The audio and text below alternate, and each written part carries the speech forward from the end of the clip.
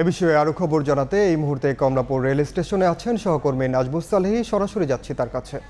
10 মিনিটের train Rangpur express রংপুরের উদ্দেশ্যে এখান থেকে ছেড়ে যাওয়ার কথা ছিল। সেই ট্রেনটি কমলাপুর রেল স্টেশনের পক্ষ থেকে মাত্র জানানো হয়েছে এটি ছেড়ে যাবে রাত 8টার দিকে। অর্থাৎ এটি বলাই যায় যে আসলে এটি 11 থেকে 12 ঘন্টা বিলম্বে এখান থেকে যাত্রা করবে। তার মানে ট্রেনের যে শিডিউল তার কোনো সংজ্ঞায় এখন আসলে বিপর্যয়ের মধ্যে নেই, তা একটি মহা বিপর্যয়ে গিয়ে ঠেকেছে। একেবারে পুরো শিডিউল ব্যবস্থা একেবারে লন্ডভন্ড হয়ে গেছে।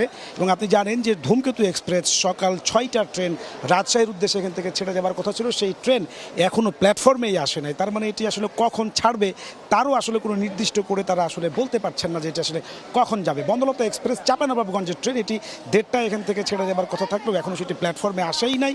সুতরাং কখন যাবে বা কি হবে সেই ট্রেনের ভাগ্যে তা আসলে যাত্রীরা না জেনে দিক বেদিক আসলে যাত্রীরা অপেক্ষা করছেন, ঘুরে বেড়াচ্ছেন এবং আসলে তাদের কাছে আগাম তথ্যটিও নেই। তারা বলছেন যে তারা যেহেতু অনলাইনে টিকিট কেটেছেন, তাদের জাতীয় পরিচয়পত্র এবং মোবাইল নাম্বার সব কিছুই সংরক্ষণ আছে রেলের কাছে। সুতরাং এই ট্রেনটি কত ঘন্টা বিলম্ব হবে সেই আগাম তথ্যটি যদি যাত্রীদেরকে আগেই জানিয়ে দেওয়া সম্ভব হতো তাহলে তারা হয়তো সেই সময় মতো আসতেন এবং তাদের এখন এই গরমে প্ল্যাটফর্মে বসে থেকে ভোগান্তি পোহাতে হতো না, অথবা তাদের যে সময় তা আসলে তা অপচয় হতো না। তারা এখন এই দাবি তুলছেন। তবে রেল আসলে দায়সারা বক্তব্য, তারা বলছেন যে টিকিট বিক্রির যে ভাড়া করা চুক্তিভিত্তিক যে প্রতিষ্ঠান সহজ তাকে আসলে সেই দায়িত্ব দেওয়া হয়েছে, সে কিভাবে কাজটি করতে পারছে কি পারছে না সে বিষয়ে তারা এখন ভাবতে আসলে সেটা তদন্ত করবেন তারা। তাছাড়া রেলের একটি শর্ট কোড নাম্বার আছে যেখানে ট্রেনের নাম লিখে সেই নাম্বারে পাঠালে সেই ট্রেন আসলে কখন ছাড়বে সেই বিষয়টি জানানোর কথা, বাট সেই ফাংশনটিও এখন কাজ করছে না। একইভাবে উত্তরবঙ্গের আরও একটি ট্রেন বুড়িমারি এক্সপ্রেস, সেটিও আসলে এখন পর্যন্ত প্ল্যাটফর্মে আসেনি, যেটা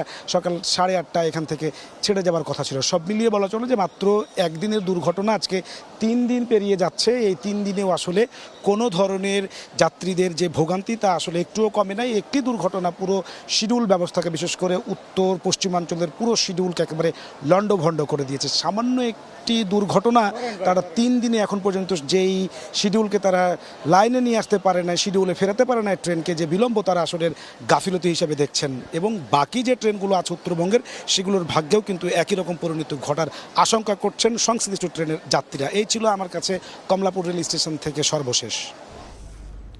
সরাসরি যুক্ত ছিলাম কমলাপুর রেল স্টেশনে।